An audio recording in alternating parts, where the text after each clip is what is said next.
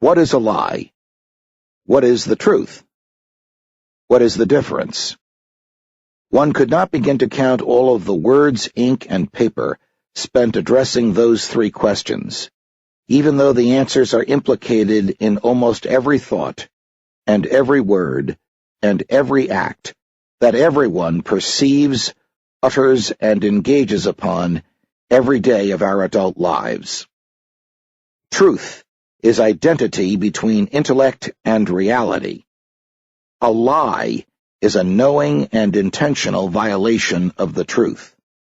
We have all come to expect some lying in our lives, and have engaged in lying to some extent, perhaps to avoid or postpone a crisis, or to serve a higher good, or because telling a lie was easier under the circumstances than telling the truth, and the consequences of the lie were harmless.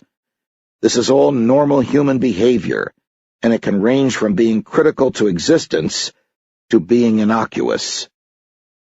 If a ship captain is secretly ferrying innocents from slavery to freedom, and his ship is stopped on the high seas by agents of the government that enslaved his passengers, should he lie about their true identities? When a coworker asks how you are doing during a miserable day, should you lie to avoid a painful but harmless and useless conversation? Can silence be a lie when one has a lawful or moral duty to tell the truth? These are issues with which we wrestle almost every day. In a free society, we expect the government to wrestle with them as well, but it does not. It is not concerned with the truth. The government lies to us regularly, consistently, systematically, and daily on matters great and small, but it prosecutes and jails those who lie to it. For example, a male drug dealer with a heavy foreign accent stupidly tells an FBI agent that his name is Nancy Reagan, and he is arrested, prosecuted, and jailed for lying to the government. Another FBI agent tells Martha Stewart, in the presence of others, that she is not the target of a federal criminal probe, and she replies that she did not sell a certain stock on a certain day. They both lied, but she went to jail, and the FBI agent kept his job. What is it about the government and its agents and employees that they can lie to us with impunity, but we risk being sent to jail if we lie to them? I am angry that we allow the government to lie to us, that we expect it to do so, and even take comfort in the illusions created thereby. When I told friends about the title of this book, I frequently joked that it would be 4,000 pages in length. Most laughed, but none doubted that there have been enough government lies to consume that many printed pages.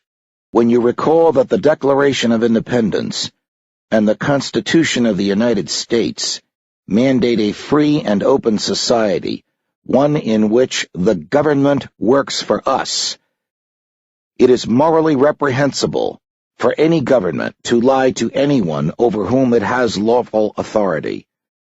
But in a free and open society, where we are the employers and the government workers are the employees, every government employee, from a public school janitor to a state governor, from a soldier to an FBI agent, from a cop to the president, has a lawful obligation to be truthful to his or her employers, and it is utterly and completely and unconditionally unacceptable to treat as normal that they should lie to us. And yet, treat it as normal we do. Why do we believe government-generated myths? Why do we allow the use of myth to enhance government power? Why do we condone the government's use of deception to crush our freedom, steal our property, and destroy our lives? And how does the government get away with all this? When the public is deluded by the very folks it has hired to defend its freedom, the delusion interferes with that freedom by denying us the accurate information with which we can decide in whose hands we should repose government power.